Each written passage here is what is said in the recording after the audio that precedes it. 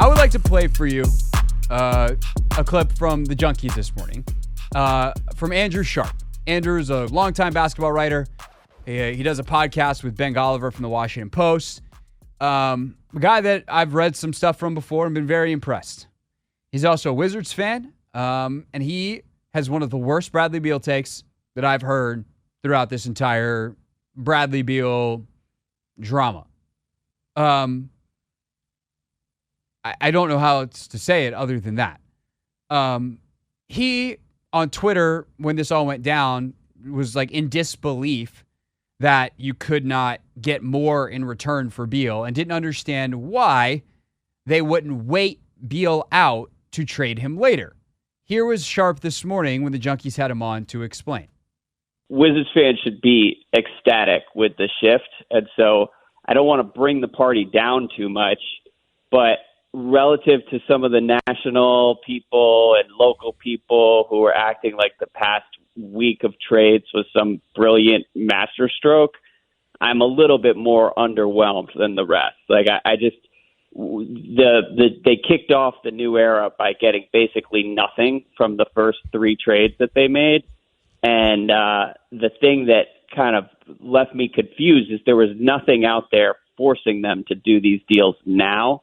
And it sort of felt like with Beal in particular, they let his agent treat it like free agency. And there was no attempt to go back to Beal and say, look, you can give us 5 teams that you'll consider, and we'll create a bidding war among those 5 teams. It was basically just like let Mark Bartelstein do whatever he wants. And so I think in the big picture, the team is moving in the right direction. But with the last week in particular, I mean, there's an alternate timeline I wonder about where we trade Kristaps Porzingis, make it clear that we're rebuilding, and then go back to Beal and say, look, we're willing to move you if you're willing to work with us. But if you're just going to if you're going to use your no trade clause to go to one team and one team only, and it's the Phoenix Suns who have nothing to trade for us, then we're not going to move you. It's a no-trade clause. It's not a must-trade clause. And for whatever reason, the Wizards didn't want to go that direction and negotiate it all. It's an interesting thought on the surface. It's not very interesting, and it's not very smart once you actually understand the markets and the rules and what's going on here. I will give him this credit that there's no real negotiating. And we can knock out the 5-team deal thing real quick with a little role play. Anthony, I want you to be the Wizards, and you're going to come to me, Mark Bartelstein, Brad's agent, and you're going to tell me that you would like a list of 5 teams that you can go work with. Ready, go. You're the agent. Come talk to me. Or sorry, you're the Wizards. Come talk to me. I'm the agent. That's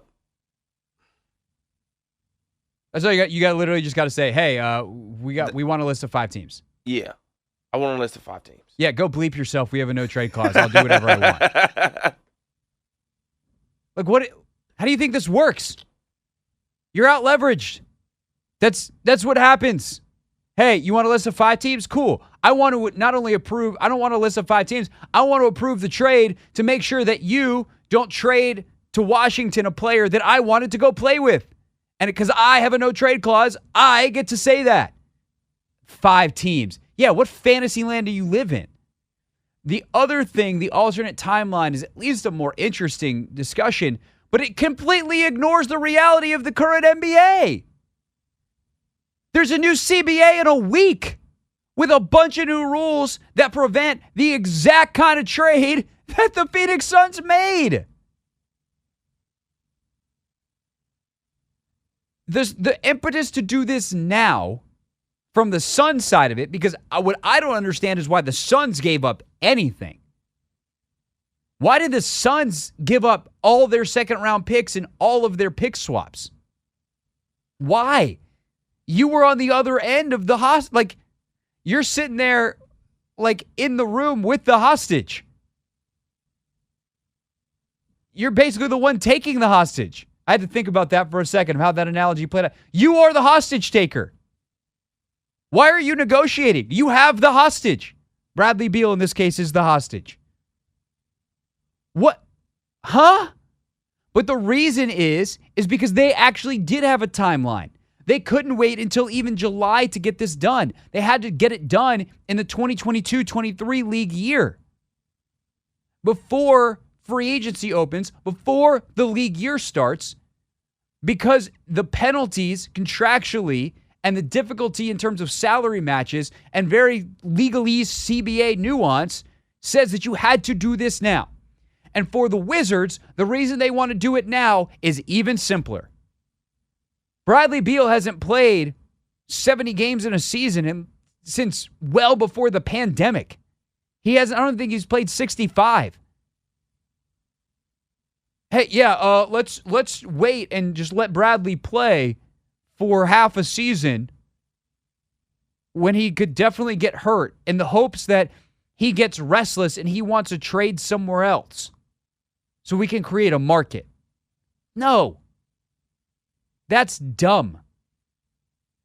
It's incredibly short-sighted, and it also ignores the last thing.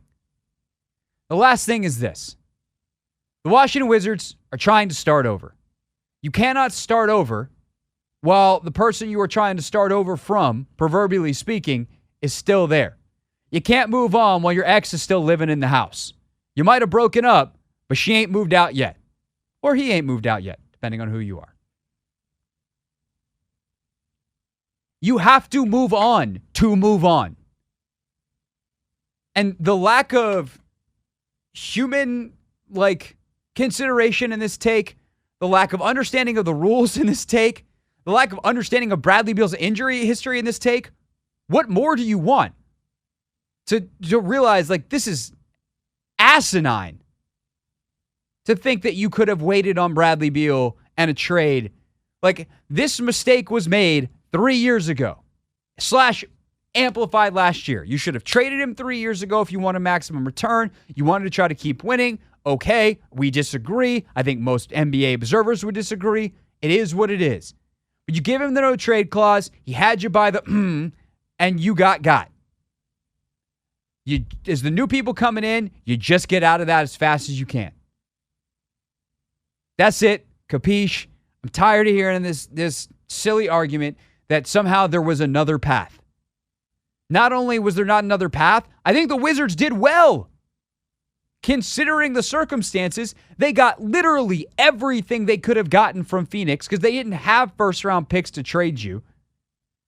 They ultimately get Jordan Poole out of the deal, whose numbers are almost identical to Beal, despite the fact that Beal was a number one guy. Poole was like a fourth option. Poole's numbers when he was a starter and was a higher option were better than Beal's last year. He played in all 82 games. He's 6 years younger, and he's damn near half the price. Forget the no trade clause. The Wizards won the freaking trade. Is it a stroke of genius? No. Is there risk? Of course.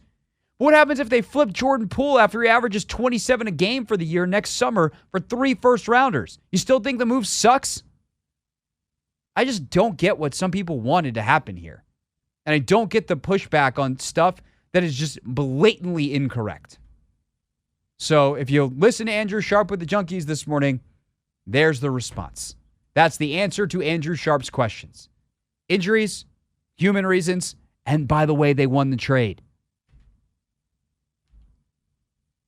That's it. That's all. That's the take. Was that, Anthony, was that angrier or less angry than the airline rant? I felt the passion. I wouldn't say it was anger, more so passion though. Okay, good. I think it's a bad line when it crosses into anger. I think sometimes I listen back to segments and I'm like, "Ooh, that was angry. That's not fun. That's not comfortable to listen to." That's bad. Yeah, it's bad. It's really, really bad.